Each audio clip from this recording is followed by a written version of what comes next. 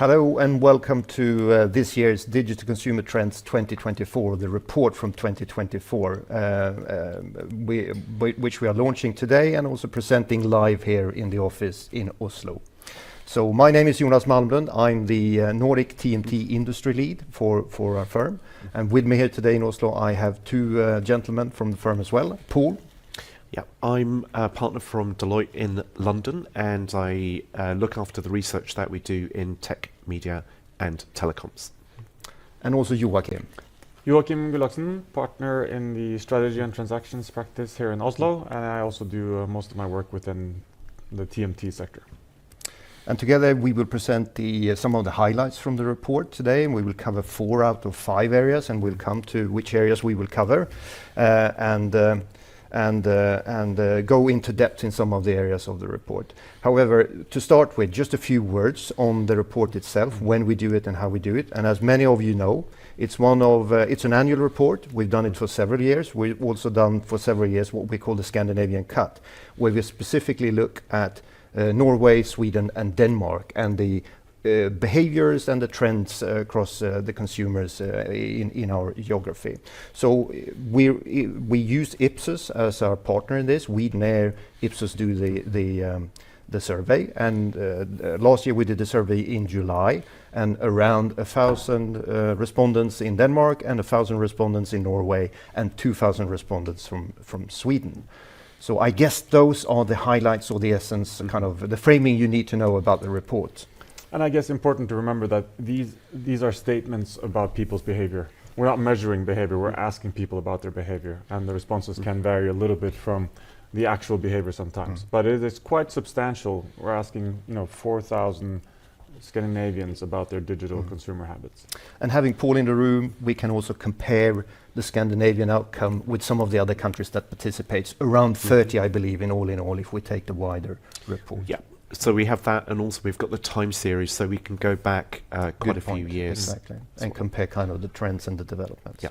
So this year we have 5 areas that we cover in the report. It's streaming habits in the Nordics. We cover Gen I presence in the Nordic life. We look at online shopping and payments in the Nordics. We have one section around Nordic consumers and digital sustainability. And then we have Nordic news habits. We will cover all apart from number 4, given the time we have here today. We will focus on 1, 2, 3 and 5. So Joachim will start with looking at the streaming parts. I will cover the Gen I, and then the Nordic consumer and the online shopping part I will cover as well, and then we'll close off with the news habits in the Nordics. And Paul will just jump in with the Paul will jump in and put in the international perspective on things. He's asked us to cut him off, so we'll do that exactly. as well. Yeah. Okay, very good. So a key focus area for the digital consumer trends is streaming. So we spend an enormous amount of time streaming digital content on our phones, on our TV, on smart devices. And this is a very dynamic market. So when we look at what happens year over year, difference between men and women, but especially the differences in age groups. And you'll see that for most of our questions, if you haven't seen our report before, we are distinguishing between concrete age groups for most of the questions, as there are real and very significant differences between age. So the streaming market is comprised of course, public players, but also commercial players. A lot of them have come about the last 10 years. There's quite large differences in terms of audiences supporting different platforms year over year.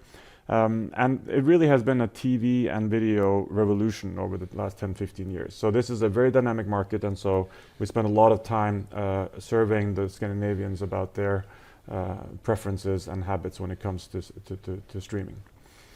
So first off, we see streaming of TV and film growing year over year. So how many people report that they actually stream daily? So as you can see, the numbers have steadily increased since 22, the last 3 years. We're now, for the Scandinavian market, up to 38% of people reporting that they do stream TV or film every day.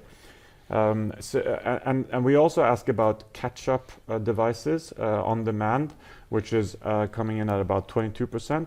And I think some consumers struggle to differentiate between these two ways of streaming. So I think we can say that 60% of our Scandinavian consumers are streaming daily, and about 20% are watching linear TV or live TV.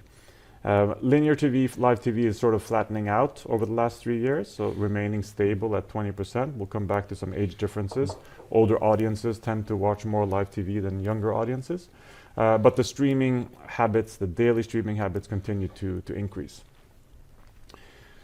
And as I mentioned, we go into quite some depth on age groups. And as you can see, for daily streaming, the differences in age groups are quite significant. So from the younger audiences, and for Scandinavia, we've chosen to go all the way down to 16 to 24 as the youngest age group, as we see a lot of digital consumer habits forming at the earlier ages.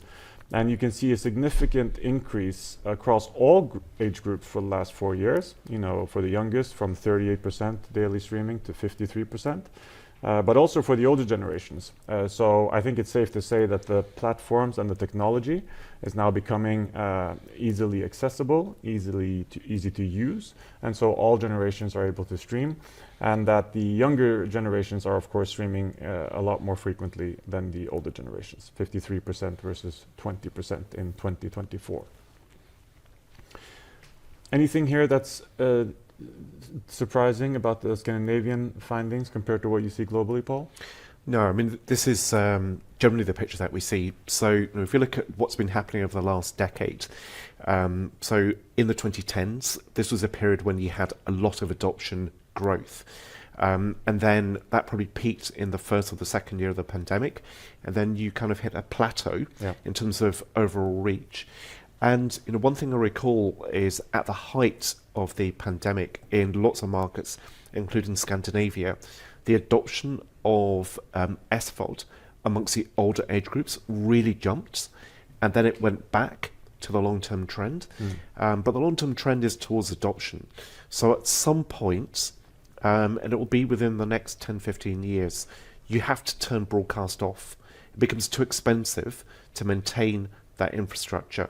But I think live will continue for a long time, because for a portion of users, they really enjoy the live experience. It's communal consumption. So that's one thing we need to just bear in mind. And you know, one thing I find is, you know, the variation by age group is not surprising. I think for young people, video on demand is intuitive to use because they're used to looking for stuff. For older age groups, I think video on demand remains still a bit tricky to use. It's fiddly. You have to go in and out of apps to swap the program that you want to watch. And if you've got an old TV with not a very powerful processor, it's tedious. And we'll see some of that plateauing and post-COVID in our result, changes in our results as well. So when it comes to regional differences then in Scandinavia, when it comes to streaming, you could see that Sweden is leading the way in terms of daily streaming, 41%, quite substantial difference to Denmark, for example, at 33%. But again, when you take the numbers and you add in the catch-up devices, we're fairly similar in Scandinavia when it comes to streaming habits and live TV. Although live TV, a little bit more popular in Norway at 25% versus Denmark at 20%. Also, an important thing we've been tracking is access to SVOD. SVOD is subscription video on demand, so when you're actually paying for access to content. And so SVOD subscriptions and access to SVOD subscriptions are again growing year over year. But here you see the what you were talking about, Paul, that we had the blue line shows the peak, which was in COVID. We were locked in our houses. Everyone sort of migrated to streaming to get more digital and video content. So the peak was really in 2022. Then we had a decline in 23, and now we're coming in between those two years in 24, meaning we're sort of stabilizing in terms of access to subscription video on demand, which is really showing that this is here to stay. It's stabilizing even post COVID. We're not sort of running away from most of our subscriptions. We're maintaining them at quite a high level. The numbers for the younger generations are very high, in the 90%, but also for older generations, we're talking about 50% of older consumers are having access to subscription video on demand. So a very large market with penetration across all age groups. We did also pick up some numbers from around Europe, some of our, maybe the countries that are easy to compare to. So the Scandinavian countries are trending at the high end compared to, if we look at the Netherlands, the UK, Italy, and Belgium. And some interesting differences in a country like Belgium, which is quite comparable to Norway in terms of digital consumption. Subscription video on demand is much less popular there, or less normal than in Norway, at only 49%. So half the population seems to be consuming video in more traditional ways. Yeah. One variation that you've got in Scandinavia is generally, as the two of you are showing, you're very good at speaking English and watching in English. And so a lot of the catalogues for the big streaming platforms are in English. And even though it's been talked about that you would get, say, more German content or more French content or Korean content, you get hits every now and then. But the bulk of the content, particularly the library content, which generates a lot of viewing, is in English. So in Scandinavia, there is a linguistic predisposition to be able to get more value out of SVOD. Because generally, if you're consuming in the vernacular, the enjoyment of hearing the actors and actresses' original voices is higher. So that's one of the factors that you have here. And that's a good example with Belgium, then, where they of course have they have a very strong languages. pay TV offering. That's one other thing, is very, very entrenched pay TV.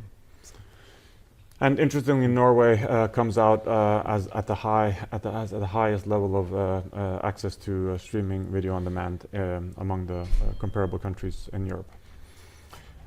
Slight differences in terms of access to SVOD between men and women, where men have access slightly more than women. That's also changed a little bit over time, but not a massive difference.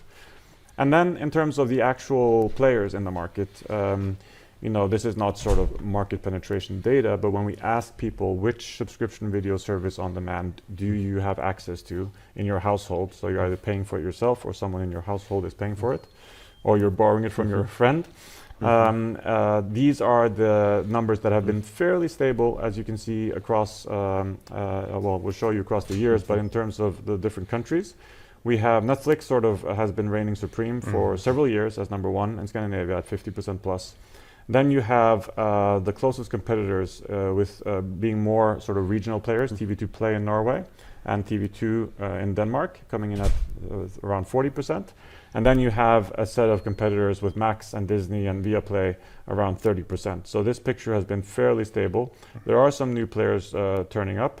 We did not ask about Showtime this year. We need to include that next year, because I think they've taken a sizable share of the market as well. And then you have this anomaly, I guess, in Sweden, where Amazon has higher numbers in Sweden. You see them, I think they're at 19%, which I think is related to the fact that Amazon is offering their full sort of... Correct, and they are bundling, so exactly. To the retail. So I think that drives up the numbers for Sweden, for sure.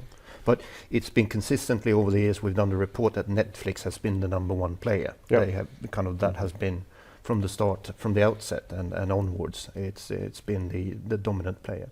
And on the next slide, you can actually see how that's developed over time. So you see Netflix dropping slightly, but as are some of the other players. And Paul, I guess from a global perspective, I think it's still true that Netflix is the only commercial streamer actually with a profit. Yeah, so it depends on exactly how you define profit. But by traditional measures, and without bundling in other services which are also streaming, then Netflix, as of now, is a leading player in that market in terms of generating cash. And the challenge I think that's going to happen is, so if you've got little profit being generated, very significant costs, one of which is the cost of acquisition, what's going to happen in terms of the long-term viability of these players. And to give a bit of context on how much share of market they have. So the UK is the only market where you've got measured consumption of all video platforms. And what we see at the moment is broadcaster content remains at over 60% of all content views. So it's over 60%. And this is many years since the launch. And then the SVOD content and AVOD content is about 17%, most of which is 3 players. So you've got about 10, 15 players fighting over a really, really small share of minutes. Is that going to be sustainable in the long term? And you mentioned AVOD, and AVOD is, of course, advertising video on demand. So a streaming platform that is commercially supported by advertising rather than subscription fees. Okay, so here you also see the development over time. We have some new entrants coming in, but it's a fairly stable market. Fast growth for certain players, such as TV2 Play in Norway, has ramped up their distribution and market penetration, but fairly stable numbers for most of the players throughout Scandinavia. And then one thing, as you mentioned, the market is maturing. We will typically see in a maturing market consolidation of players. We see some of that in the US, but you'll also see some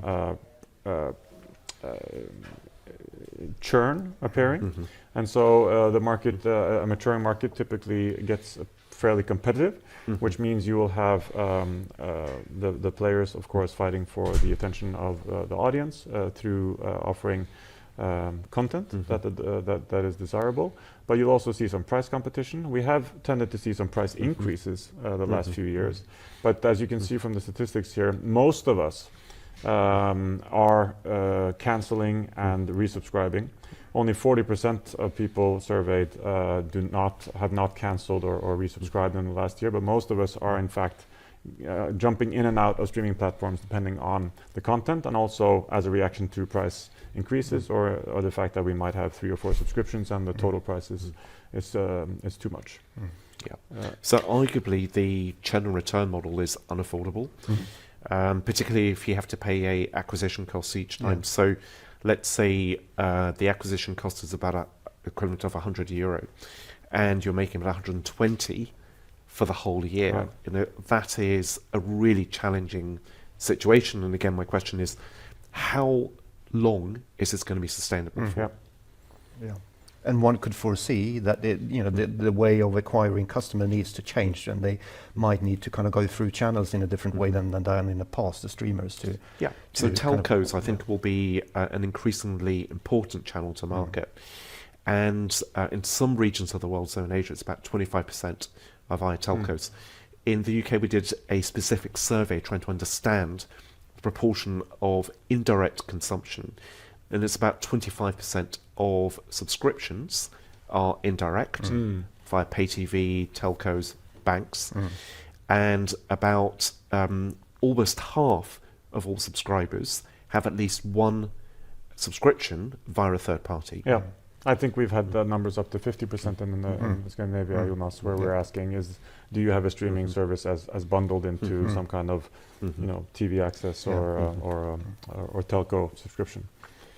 Okay, moving us along here. So we also, and this is quite interesting, we started asking this question a few years ago. Streaming obviously primarily started with the subscription video on demand offerings, but we saw that the Scandinavian public broadcasters, so NRK, SVT, and Danske Radio, DR, were quite good at offering a player, and they obviously have a massive archive. But quite good at offering a quite good player quite quickly. So as we can see in the top graph here, we can see that the usage of the public broadcaster's streaming service or player is extremely high among all generations. Increases with age, which is natural because the older generations tend to be the largest consumers of national broadcasting content. But as we can see, as opposed to the graphs where we see the commercial SVOD players sort of dropping off with age, we see the national broadcaster players increasing with age, which tells us that A, we don't have a technical problem in using a player. And B, once you're familiar with the content and you're seeking that content, you will also seek it in a on-demand setting rather than just watching it live. So quite impressive numbers, I think, from the national broadcasters in terms of who actually uses their streaming platforms. And I think this shift is being pushed. I know in Sweden, SVT has clearly stated that the Play channel SVT Play is kind of the prime channel going forward, and that that will be for which will be the leading distribution method for them going forward. Yep. I think we touched on advertising video on demand, and we see a lot of statements by some of the larger US commercial players that it is attractive to maybe get the hybrid model in place where you could keep raising the price on the subscription premium product, but then offer a lower priced offering with advertising. So I think, at least in the US, where you have a very healthy and robust advertising market, that's going to be maybe the norm, that many of the subscribers will go into a lower price option with advertising. But interestingly, Paul, you don't see the same trend, at least not in the same way, happening in Europe. Yeah, well, one thing that you mentioned, which is really important, is just that the US advertising market is so big, and it's about a third generally of all TV ad revenues worldwide, and the amount paid per 1,000 viewers is way, way, way greater than anywhere else in the world.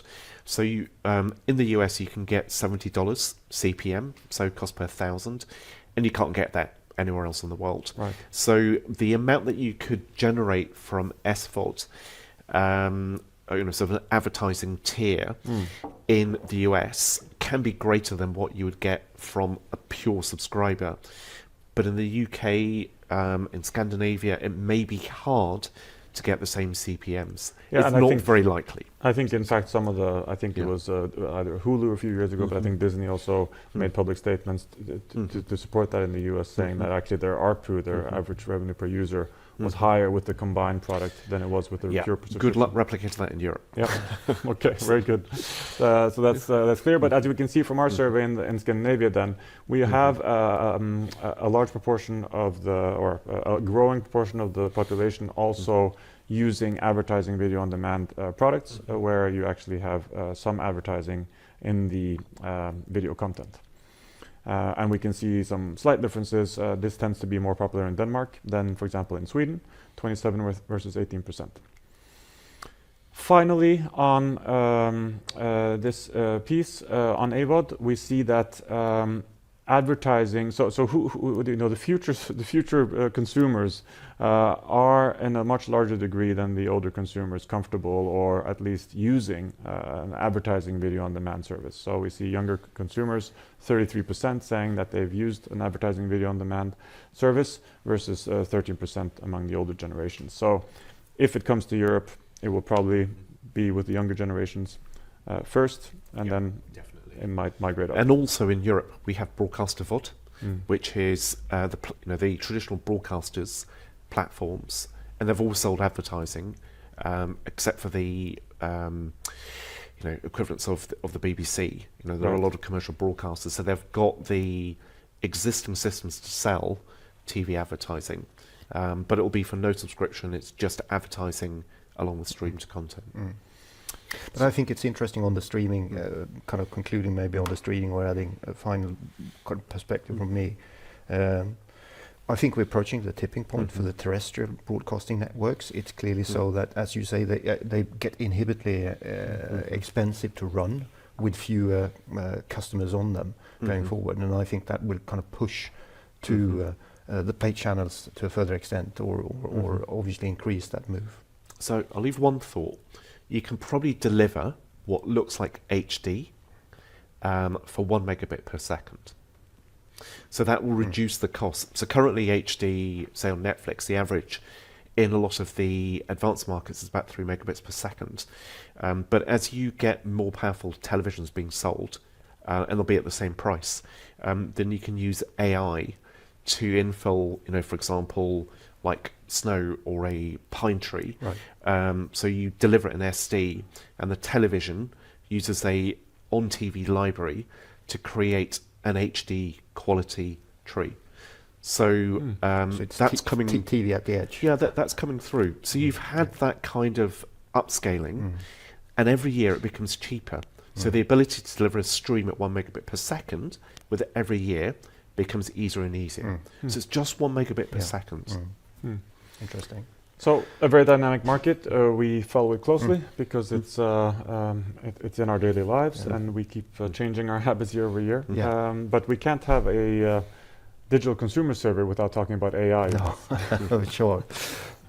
So over to AI, and this is an area we started to cover, I think, last year or even the year before. I can't remember exactly, but I'm very happy that we've done that because we've got some interesting. It's an emerging area, obviously, and it's super interesting to see kind of the developments that we have.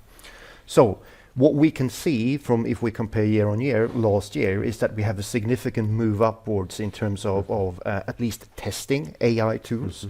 So you can see that, have used to Gen AI was like 31% last year, this year, or 23 it was 31, and it's 43 in 24. So it's a significant take up, I would say. Awareness is also stronger year on year. So obviously this is moving forward across the board in terms of both awareness and usage. But as Paul, you used to say, kind of awareness and trying is one thing. The really interesting thing is kind of the frequency of usage and so forth, which we don't see in the slides here, obviously. Yeah, so daily average usage is a really important metric. So trying something out in this day and age is very easy. So the marginal cost of downloading an app for most people is close to zero. So we don't have storage issues as we used to. We don't have the cost of using data is almost nothing. So it's really easy to try out, and it's worth bearing that in mind. I remember when this was really new, but say about a couple of years ago, there was a lot of excitement at the rate at which people were downloading and the pace at which they reached 100 million downloads. Now that 20 years ago would have been amazing. That now, or even 2 years ago, is just not that impressive because there are over 5 billion people with a smartphone alone. So it's always good to have that context. Yeah. But anyhow, a kind of moving forward, obviously, as anticipated, I would say. Then if you look at the different differences in usage and awareness across the Scandinavian consumers, you can see that there is Norway is a front runner, both in regards to trying and being more aware, with Sweden being kind of the lagging country. Not kind of huge differences, but anyway, kind of significant enough. I would suppose that this is reflects kind of the local discussion in each of the different geos, around privacy, etc., etc. So that kind of local discussion most likely flavor at least how people respond, and most likely also kind of how they use and when they use and so forth. So that's an interesting piece, and see kind of how that reflects. I don't know if the UK has a kind of the topics in the UK around it. Any concerns that you can compare out with the I would Scandinavia? say so one of the trends over here, which is quite obvious, is so you've got a growth in usage and a growth in awareness, but in terms of usage, you still have a half who haven't used it, and this is 16 to 75-year-olds. And this is something which costs nothing to try out. And it's something which is really in the news a lot. Every day, almost. And still, you've got half who are indifferent. And we're going to show later the daily average usage. But across Europe, according to Digital Consumer Trends, 3% use daily. Daily. 3%. I think that's fascinating. I Yeah. think working in professional services and with our clients, AI is almost in every meeting. But that's not what we're seeing on the ground with our consumers, right? Very few consumers are using it daily, and I think if you're not using it daily, it's not here yet. I think, Yeah, there is a kind of a nuance to this though, because and I don't know if this has reached Scandinavia yet, but say if you use a search engine in the UK, then for certain answers you get a Gen AI generated summary, Right. which can hallucinate. So it gets things like the boiling point of water wrong, Yeah. which is confusing. But that is indirect, Yeah. non-specific usage of Gen AI. So that's coming through. So what this is referring to here is explicit usage of Gen AI programs, which have been designed to deliver Gen AI outputs, Not as indirect. opposed to, for example, there are more and more. So when I'm writing emails, I get this prompt all the time going, use Gen AI to summarize. I'm going, absolutely not. I cannot make a mistake. So this is something which is coming through as sort of indirect usage as opposed to specific usage. And obviously, in a perfect world, companies will figure out how to use AI to enhance the quality of their services and products to their clients, and then you will be using AI without knowing it. Yeah, so definitely AI is being used. I mean, effectively, AI is every time that we have been opening our laptops or using our phones for a long time. It's a Gen AI part, so the probabilistic model, which is brand new, which is what this is referring to. Yeah. Yep. And I find this one really intriguing and interesting. It's clearly so that ChatGPT is kind of the preferred platform, or the one that is most commonly used. Then you can see a number of others coming up, but still ChatGPT is being kind of the number one platform here. It'll be interesting to see what happens with some of them, such as Copilot, which is like embedded into Office, and if that kind of increases as it gets further and further embedded. And you could also assume, I guess, that there might be a bit of a hidden usage here, to your point earlier on. There might be indirect use, or there might be usage that the users do not reflect on or see as being using Copilot, but they use other tools that uses Copilot. So there might be some skewed numbers here, but it'll be interesting to see how this develops over time, where the different platforms, how they will shift in dominance or preference over each other. Good. We'll carry on, and it's clearly so that we've seen the highest increase year on year has been in the workspace, and I think kind of at least we recognise that with various internal tools that comes in that we use. So that's kind of the biggest bump in terms of usage. That's the work-related year on year. Yeah. In that regard, so when we were trying to understand what may happen, or trying to predict what may happen, so we're expecting most of the adoption would be driven by enterprises, and enterprises paying for the software. Yeah. What's actually happened is that a lot of the subscriptions to Gen AI are by individuals who are using these tools in the workplace. So it's shadow IT. So what could possibly go wrong? So hallucination is one of the problems that we have in particularly in the professional ones, where you can see basically we have a number of wrongs coming up being used, and it's I guess it'll be important for companies to have or it's kind of the professional world to have kind of safeguards around the usage, because at least for myself, I see when we use the tool internally, or the tools that we have available internally, you always need to fact check it. You need to double check it, because sometimes it's really wrong when you know kind of the area or the domain you're in. I don't know, Joachim, if you have the same experience. Yeah, no, for sure. But I think we are, it's early days, and Paul, you've commented before in other contexts where the monetization of Gen AI for some of the larger software players, that will take some time. But to argue that Gen AI is not going to be a significant technology, I think would be risky. That's probably not kind of the wrong assumption. Yeah. Exactly. Anticipation. So that was short on the AI piece. It'll be super interesting to see kind of how this develops year on year, and obviously there's more data points to the report and further kind of cuts in there that you can have a look at when you visit the website. So the next area to cover is the shopping, kind of consumer behavior and mobile payments. So you can conclude by this year that it still kind of moves forward. It gets more and more commonplace and standard ways of working to pay with your phone or use it as your means of payment, both in terms of in-person payments, but also paying using different payment schemes when you shop online. I've stopped carrying credit cards. More or less, I too, Yeah. or me too. So that's an interesting, and that's kind of just happened over the last few years, really. Really, So- and then you don't really run into a lot of situations where that's a problem in Scandinavia Yeah. now. So. It's almost similar to when you stopped carrying cash. Now Yeah. you stopped carrying the cards. So a few things that are important and comes out clearly on the research: trust, returns in terms of when you do your e-commerce, and your product range is important. This obviously becomes both kind of mobile payments behaviors and trends, but also e-commerce trends and behaviors in general when we look at this. Youngsters is, as in many other of the areas, the ones who leads the change.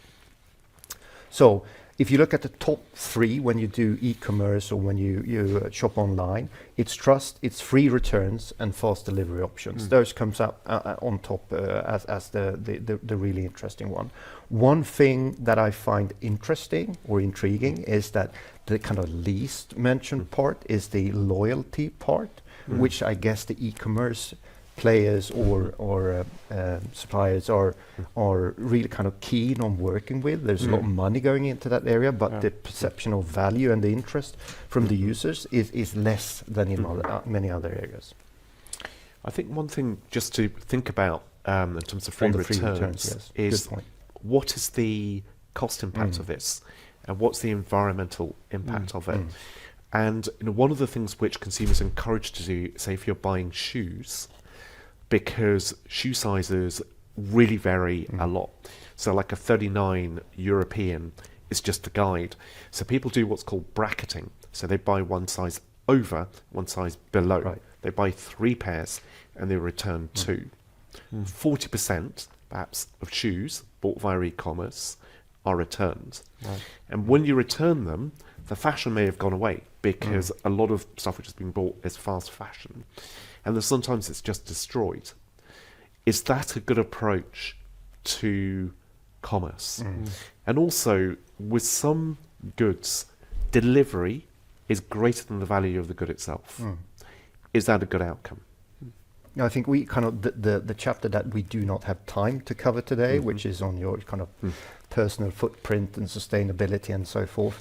I mean, it's an interesting. There are many interesting findings there as well in terms of people's kind of awareness of their own carbon footprint and how they value that, because there you get into this contradictory situation where you do a lot of e-commerce shopping, might even believe that you're kind of a good citizen and so forth, not travel to the shop, but in fact if you have a lot of returns, that's a very heavy load from a it's a lot of sustainability journeys perspective. for someone else. Exactly. And the comment you made about the loyalty programs, if you are an online retailer, obviously you're seeking loyal and frequent customers, but the trust on top here is super important, right? If you have a trustworthy brand or even a third-party trusted payment solution, then that's going to drive online shopping, because people are, of course, will come to fake news and social media in a moment, but giving your credit card information to a provider that you don't know is, of course, for most people, risk. Exactly. So in terms of gender differences, you can clearly see that there is, from a women perspective, free returns are kind of appreciated a lot in that segment, a lot more than in the among the men, where kind of that is put up front for 35 or 33%, whilst 45 for women. And equally, customer reviews are more important to women than to men. And obviously this is interesting from an e-commerce provider perspective or a retailer, to understand the differences in terms of valuations and preferences between the different genders, men and women. Also here, personal carbon footprint wise, if you kind of value those free returns, do you have a perspective or view on your carbon footprint that you actually generate with a lot of returns, as we discussed. In terms of differences between the different countries, there's no major differences. However, Norway is kind of less concerned or appreciative of the trust thing or the angle to it. They're more looking into the variety of products, which for an e-retailer, obviously, it's easier to maintain that wider range of things. Loyalty programs, as I mentioned, across the different countries, valued less, and I think that's a really intriguing kind of tension you can see there. So I think there is an interesting question to the online retailers. You know, how do you actually address loyalty, and you know, what's kind of the return on investment on loyalty programs and investments there, and how do you do that in the best way, really, when you can see that there's a number of other themes or areas that are deemed much more important by the consumers. Good. Also, one of the data points that we have is measuring in-person smart device payments, i.e. when you actually pay with your phone as a token. And you can clearly see that this is increasing year on year. So digital wallets and paying with your mobile increasing across, and you can see the different, the 23 and the 24 kind of lines in the diagram below to the right. And you can see that there's an uptake across all age brackets or all age segments, which is interesting. And obviously the younger group significantly higher in terms of doing it.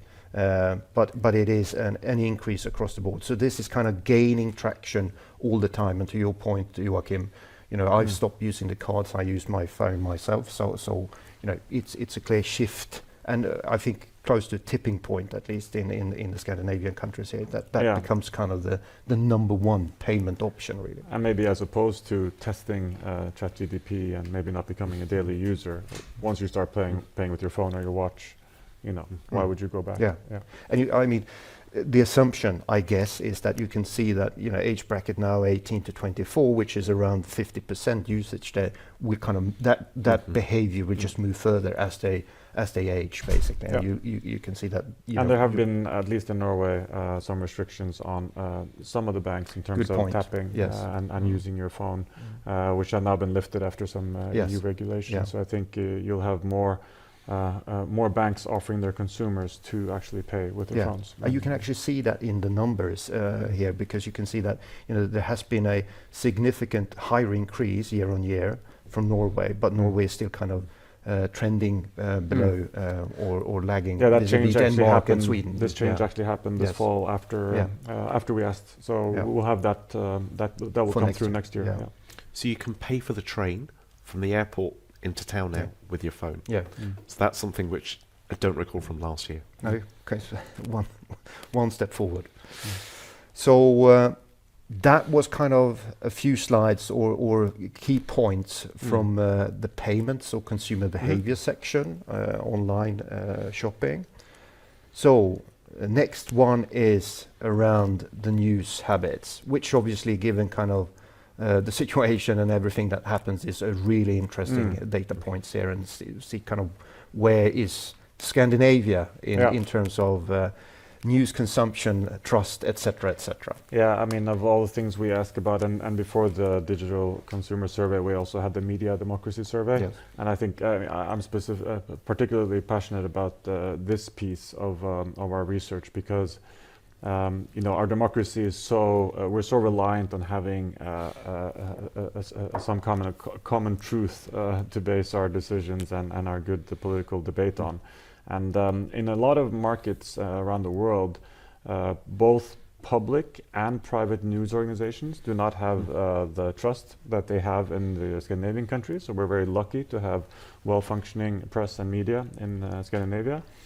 And increasingly, both in our market, but also in other markets where we don't have that trust, you see the role of social media picking up the actual news or the preferred news source. And of course, social media is an unedited news platform to the degree that they're a news platform at all. But there's news on social media, and that news is unedited, and anyone can post anything basically on social media. And so when that becomes the source of news, that is a concern in terms of making sure that we have some kind of reference points in terms of the truth. And with social media, it's always worth remembering that the algorithm is not an autonomous decision. It's a human decision. Someone is determining what the algorithm should do. And we should never forget that. We should never think, oh, it's AI. It is a human decision. So this final chapter in our digital consumer survey this year looks at what are the sources of news for the Scandinavian consumers, and to what degree are we shifting from traditional sources of news to social media. So first off, we ask people, what is your preferred way of staying on top of current event and specifically news? As you can see, quite stable numbers from 22 to 24, but we do see TV news still reigning supreme across the Scandinavian markets. This will vary by age, I'll come back to that, but in the three countries, you see TV news being number one, actually with an exception in Norway. But across Europe, TV news is still the number one source of news. So I would say TV news is preferred Yep. because it's legacy Yep. and because it is what people would like to do. And if I look at, say, for example, like with the BBC, it's long been the preferred supplier of TV news in the UK. But the most common way in which it communicates news is via news alerts that flash up on your phone Right. and are 25 words long and may or may not be edited with the same rigor as a TV news bulletin. Yep. And so even though in a survey, a lot of people in the UK will say, I prefer to get my news from a TV, the outcome, the reality is a lot lazier Yeah. because it's just a moment, whereas watching a TV news bulletin is 30 minutes or even up to 60 minutes. And humans tend to the path of least resistance, even if it leads to lower degrees of information, less literacy. Yeah, and I you know, and going back to the social media point, of course, a lot of our trusted news outlets are distributing through social media. So then you are looking at a reliable news source, but through a different channel. And I think if we ask the question, what's your source for breaking news, then I don't think TV would be on top anymore, of course.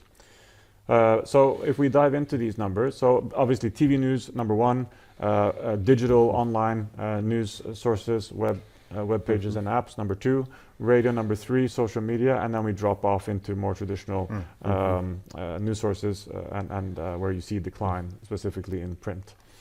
But in terms of younger audiences, again, we see some big differences. So what you have is the social media is number one for the youngest audiences. TV is number one for Gen X and up. And then online news is either number one or two across the generations. So clear differences. So if you're trying to reach a younger audience, or if you're trying to reach the whole audience, this is a quite challenging picture. And this is true for the national broadcasters as well as private news organizations. And it's also interesting for those who are trying to manipulate the discourse through posting fake news, of course, which we'll get back to in a moment. But any surprises here from your side? No, I mean, one of the other things to just bear in mind is that everyone's got a different definition of news. Yeah. So it could be that news is entertainment or celebrities, and for other people it's geopolitics, or it might be, let's say, arts and culture. So we refer to news as if it were homogenous, but it's totally heterogeneous. And so it will vary a lot. Yep. And then I guess when we look again to the different countries, you know, Belgium, Italy, Denmark, the UK, you know, are the sources of news different? And here's where you can see that for Norway, we're the only country in amongst these European countries that actually has digital online news as number one preferred source of news. Where TV is coming in at number two. For all the other markets, TV is number one, and then online news will be number two, and then social media number three. But social media quite substantial as a preferred source of news. And again, of course, that could be from all sources. That could be from a news outlet. That could also be from someone we don't know at all. And when we say that a social media platform is our source of news, what is the preferred social media platform to get your news? So here we see that Facebook is the most popular, also in 2024. But Instagram is coming in close at 48%. And then you have YouTube, TikTok, X, former Twitter, and also Snapchat gaining momentum. Interestingly, on this one, though, we have some quite interesting differences between the Scandinavian countries. So you can see that for in Denmark, Facebook is number one, as the overall numbers indicate. For Sweden, Instagram is on top, and for Norwegian, Snapchat is significantly higher. So quite interesting to see that although social media becomes a more important channel for news, the actual platform people tend to use varies quite a bit. And I think it varies a little bit more than the actual adoption of those platforms. So what you use your social media platform for, and when it's for news, which one do you prefer? Anything surprise you here, Jonas? No, but given kind of the general discussion, I think it's interesting to see TikTok's position there, and that they are pretty similar across the different countries, and being number 4 then. Yeah. As the means, close to YouTube really, because it's one country, which is Sweden, that sticks out there, but it's really close. So but let's see what kind of where the US kind of discussion will take this and so forth. Will it be still around or whatever? So it'll be interesting to see what happens with that one next year. Yep. Very good. And then I think related to, as we started this chapter, related to the fact that a lot of people are getting their news from social media, it's very important then to ask consumers, have you been subjected to fake news? So we're asking, have you seen something on your news feed on social media that turns out not to be true? And we see a quite significant lift in the numbers from 23 to 24. Obviously, a lot of governmental agencies and also general discourse is talking about fake news. So one reason here could be that people are more aware of fake news. Another reason could be that the algorithms are presenting more material that turns out to be fake news.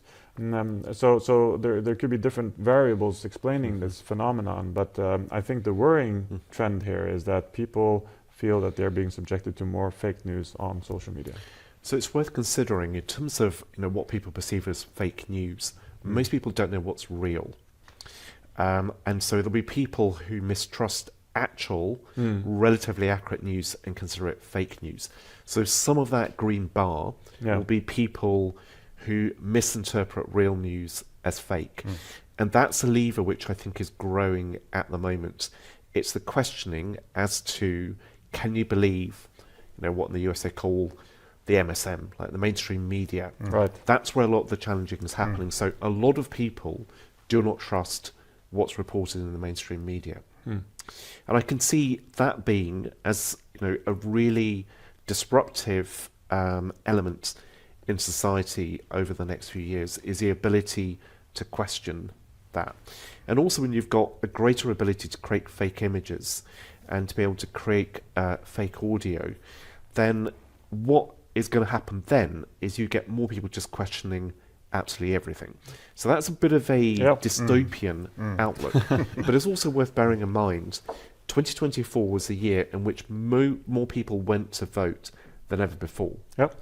So you had lots of worries about manipulation of elections via misinformation, and generally it didn't happen.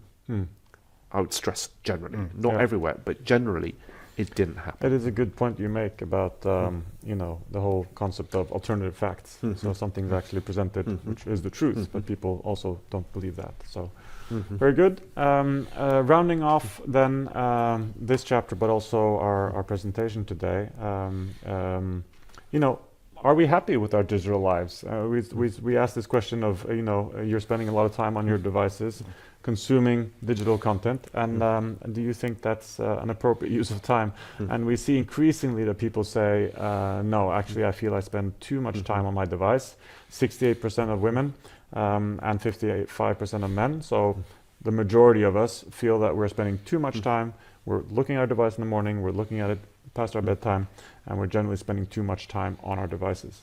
So as a father of 2 teenagers, I can confirm that there's a lot of time being spent on devices and social media. Do they spend more time on their phones than you do? Yes. You do know that. So you do track it. I can track it, yeah. Right. So I know that. And a lot of my use is business use. I argue it's business use. Yeah. Because I look at my phone usage and sometimes it's like 6 hours on average. Yeah. And I get this notification every Monday and I turned it off because I don't want to see it. You don't want to see it now? No. So do you feel you spend too much time on your digital platforms? Yes and no. But I think this is part of a long-term trend towards a more solitary existence, which isn't good because humans, to be human, generally need to be with other humans. And you can see that in some behaviours, in terms of like the massive return to live sports. Because it's worth remembering, Yep. just under 5 years ago, we were starting to question whether, do people actually need to watch football in a football stadium? Do people need to watch concerts in a concert hall? Those were questions which were really being asked. Or do they need to go to a gym because you go to a gym to be seen? Can you just exercise at home? Those were really big questions being asked.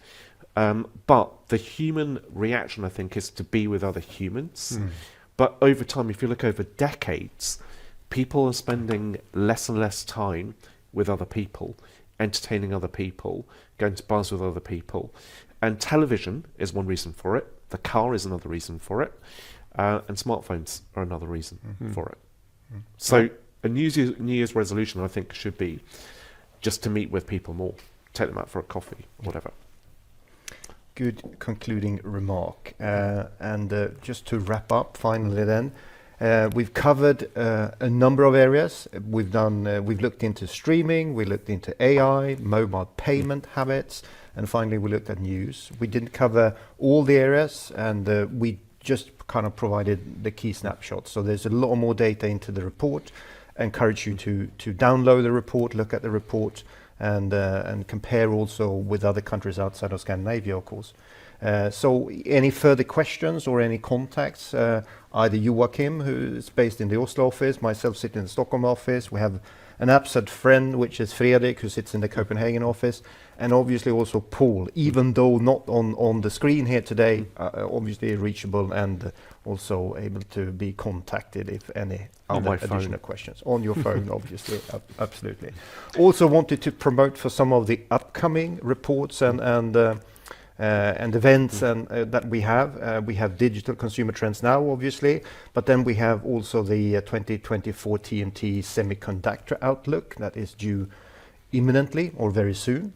We also have a Tech Outlook, which is a very interesting report, also a report that we've done for many years. So we have kind of historic data in it. We have the Telecom Outlook, which is due on the February the 20th. We have Predictions, which is being launched as we speak. So a number of different reports coming all through spring. So I encourage you to look at the website and download and share the material. Good. Any final concluding remarks from Paul or you, Joachim? Thank you for listening to us. Thank you for having me. Thank you.